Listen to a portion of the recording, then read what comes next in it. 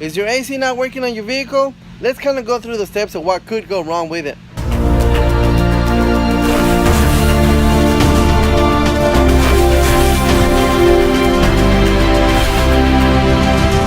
What is up, guys? Welcome back again, and today we are going to talk about AC systems and basically what could go wrong with your system. We're not going to go into too much detail of like voltages, how much freon it should have, and all this other technical stuff, but we're just going to go through a quick basically what could go wrong with your system.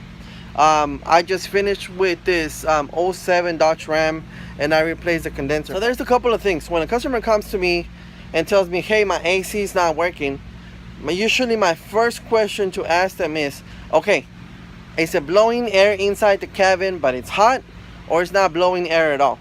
That tells me where I need to go. Do I need to go inside the cabin, or do I need to go out here to check the mechanical stuff? If they tell me that it's not blowing air at all, meaning the fan is not kicking on inside, nothing's coming out, then we have an electrical issue inside the cabin. It could be the blower itself, the blower resistor, you could have a fuse, something like that. So something that tells me that the fan inside is not working. Even if the fan inside is not working, everything out here inside the engine bay could be working properly as it should, but it's like basically two different systems.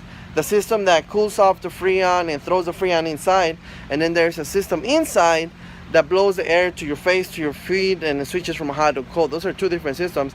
So first we got to determine what system is failing. Is it inside the cabin or outside the cabin? Once we figure that, then okay, when is it not working and what did it stop doing right before it started working? For example, on this vehicle, customer told me, when I come to a light, it starts blowing hot air through the vents.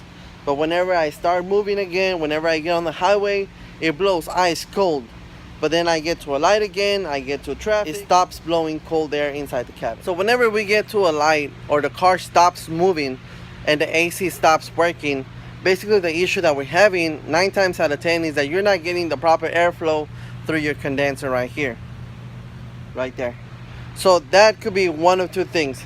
It could be that your condenser is so dirty, so clogged, through the outside, that no air is flowing through, cooling off the freon that's in there, or your fan is not working properly, therefore not sucking in the air through the condenser and not cooling it off properly for you to get a cold AC inside the cabin.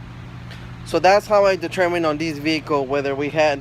Then I came out here, I checked the fan itself, I hot wired it, it wasn't turning, so that's the issue that we're having here. If it's not blowing cold air inside, whether it's moving or not, your compressor is not kicking in.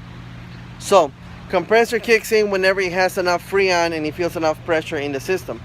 Something that people don't realize is also, if you have too much freon inside your system, your compressor won't kick on as well. So sometimes people keep adding and adding and adding freon into the system because, hey, it's not kicking on. But when you have too much freon in the system, compressor is not going to kick on. That's one issue. Number two, if you build up too much pressure in the system, the condenser fan and the condenser is not going to be able to cool it off enough, and you're never going to get cold air inside either.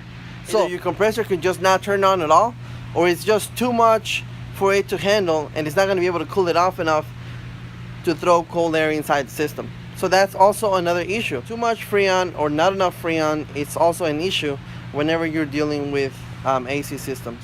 Another common issue is that you have a leak somewhere.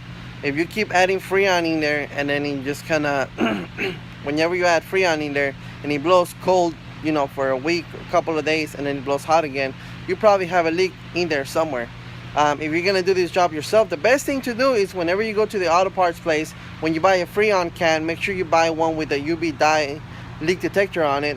Whenever you put it on, and whenever the freon leaks out, you'll get a green glow wherever it's leaking from, and you know what part to replace or where it's leaking from. Alright guys, so those are the 3 main issues that I run into whenever I work on AC systems.